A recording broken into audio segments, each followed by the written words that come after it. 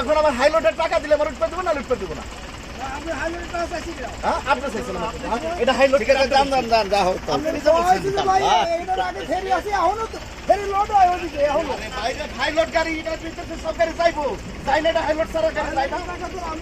আপনার নাম কি? কি নাম আপনার? নাম কি? কি নাম? তোফাজ্জল।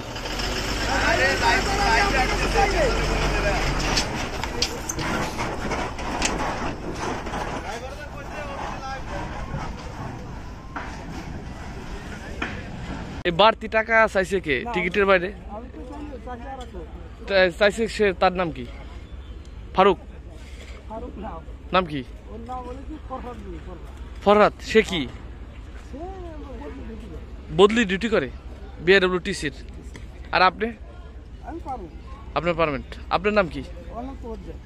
তোফাজ্জল।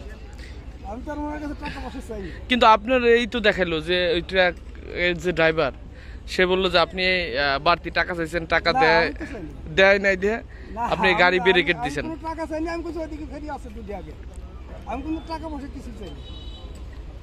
কিছু নেই, তাই গাড়ি আমরা দেখলাম গাড়ি আটকে রাখছেন। আমি বললাম যে সিরিয়াল ওইদিকে আছে, এই ফেরির আগে ফেরি দুটো আছে, বুঝছেন? এই ফেরির আগে দুটো ফেরি। এই আপনার নাম কি? ফরহাদ। আপনার নাম ফরহাদ? জি। একটু ভাই এক মিনিট দাঁড়ান। আপনি কি টাকা চাইছেন? 100 টাকা টিকিট চাবো না, টিকিট চাবো টাকা চাবো। টাকা চাইছেন কিনা? আমাদের তো প্রথমে 2-3টা মানে প্রথম আমরা 3 নাম্বার গাড়ি গেছি, হ্যাঁ, ওখান থেকে ফেরি ছেড়ে দিছে। 4 নাম্বার গাড়ি গেছি, 4 নাম্বারও ফেরি গাড়ি ছেড়ে দিছে। তখন আমরা যে পুলিশি যে সার্জেন্ট যে আমরা কয় নাম্বার গাড়ি যাবো, এই গাড়ি তো বিগত দিন বন্ধ ছিল, 7 নাম্বার আজকেই চালু হয়েছে। এই 7 নাম্বার ছিল, তখন পুলিশ যিনি সার্জেন্ট স্যার ছিল ওনাকে জিজ্ঞাসা করলো, স্যার আমরা কয় নাম্বার গাড়ি যাবো? উনি বললো 7 নাম্বার গাড়ি যান। তো 7 নাম্বার গাড়ি যখন আমরা এই ফেরিতে গাড়ি উঠাইতে গেছি, এটা গাড়ি উঠতেছে, তখন উনি হাই লোডের জন্য টাকা চাইলো।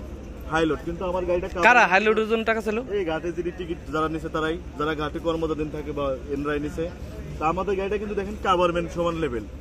তারপরে বলা হয়েছে ভাই আমাদের 3 জায়গা থেকে ঘুরে দিয়েছে, আমার আপনার এই ফেরিতে যদি হাইলোড ছাড়া ফেরি যায় তাহলে তো আমারটাও যাবে, আর যদি হাইলোড ছাড়া ফেরি না যায় তাহলে আমারটা যাবে না। ইজি, উনি এটা মানতেই আসে না।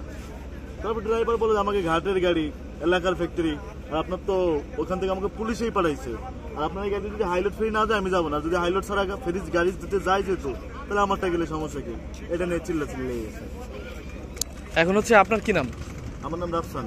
রাফসান। আপনাদের কি গাড়ি ছিল? আমাদের এটা আশিয়া পেপার মিলের গাড়ি, আশিয়া পেপার এন্ড বোর্ড মিল, পাটুরিয়া গাড়ি। আমাদের ইলেকট্রিক্যাল চিফ ইঞ্জিনিয়ার। এই যে আপনাদের সাথে এমন ঘটনা ঘটলো, আরো অনেকের সাথে এরকম ঘটনা ঘটে, হ্যাঁ, এই ঘটনার আসলে আপনারা কিভাবে দেখেন বা কি মনে করেন? এটা বলার কিছু না, প্রতিদিনই খেনস্ত হইতেছি, করার কিছু না। তাকে তো দেখেন আমার ড্রাইভার কিন্তু মানে কি বলবো, একবারে মানে নিরীহভাবেই বলছে যে ভাই আমরা তো প্রতিনিয়তই খেনস্ত হচ্ছে, আপনার একটু সহানুভূতি দেখান না কেন? সমস্যাটা কি? এই যে হাই লোডের যে অতিরিক্ত টাকা নিচ্ছে, আসলে এই ব্যাপারটা আপনি কি মনে করেন, কি করা উচিত? হ্যাঁ, এর প্রতি ব্যবস্থা নেওয়া উচিত, যারা স্থানীয় বা যে প্রশাসন আছে প্রশাসনিক ব্যবস্থা নেওয়াটা উচিত। এর থেকে যারা ড্রাইভার বা গাড়ির বা ট্রান্সপোর্ট যারা গাড়ির সাইডের লোক আছে যানবাহন, এরা সুবিধা পাবে, শান্তি হবে। এতে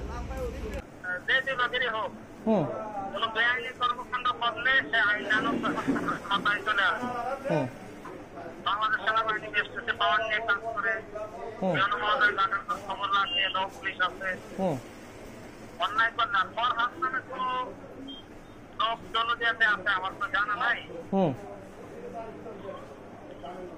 বাকিটা মেইন বিভাগের সাথে দয়া করে একটু কথা বলে।